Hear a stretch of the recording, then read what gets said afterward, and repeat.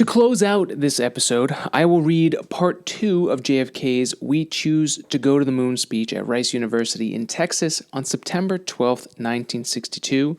Again, there will be sporadic JFK impressions, and I have my transcript, so let's begin.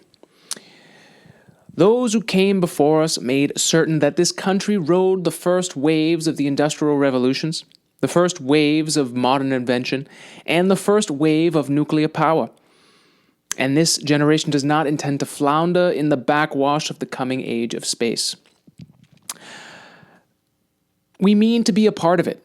We mean to lead it, for the eyes around the world now look into space, to the moon, and to the planets beyond.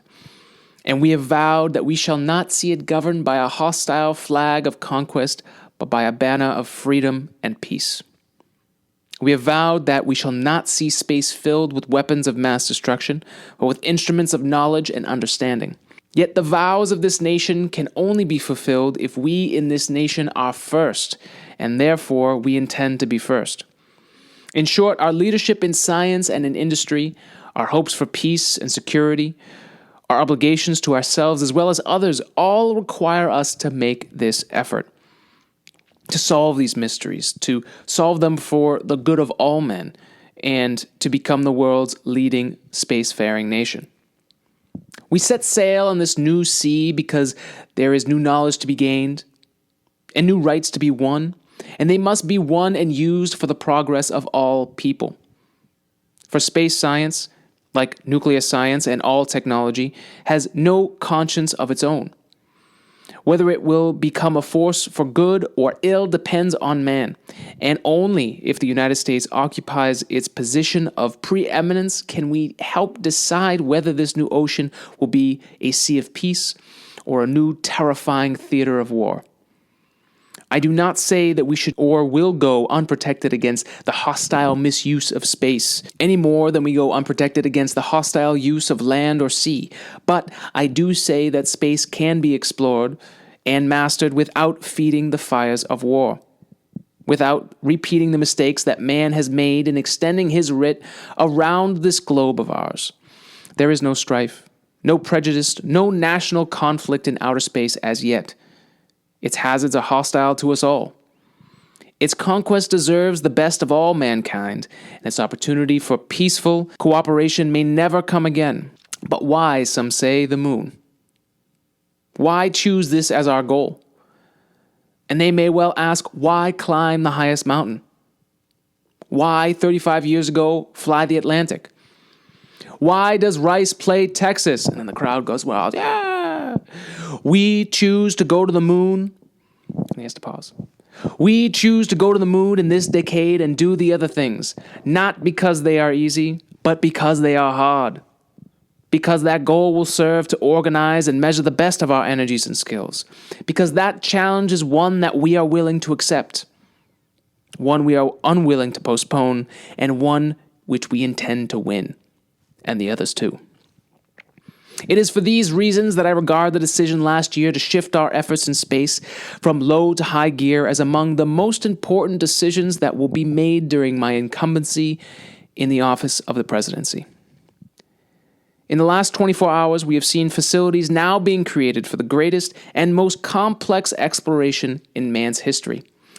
We have felt the ground shake and the air shattered by the testing of a Saturn C-1 booster rocket, many times as powerful as the Atlas, which launched John Glenn, generating power equivalent to 10,000 automobiles with their accelerators on the floor. We have seen the site where the F-1 rocket engines, each one as powerful as all 8 engines of the Saturn combined, will be clustered together to make the advanced Saturn missile, assembled in a new building to be built at Cape Canaveral, as tall as a 48-story structure, as wide as a city block, and as long as 2 lengths of this field. Within these last 19 months, at least 45 satellites have circled the Earth. Some 40 of them were made in the United States of America, and they were far more sophisticated and supplied far more knowledge to the people of the world than those of the Soviet Union. The Mariner spacecraft, now on its way to Venus, is the most intricate instrument in the history of space science, which, given how 50 years later or so, how much that has changed. I'll go back to it here. The accuracy of that test shot is comparable to firing a missile from Cape Canaveral and dropping it in this stadium between the 40-yard lines. Transit satellites are helping our ships at sea to steer a safer course. TIRO satellites have given us unprecedented warnings of hurricanes and storms, and will do the same for the forest fires and icebergs. We have had our failures, but so have others, even if they do not admit them, and they may be less public.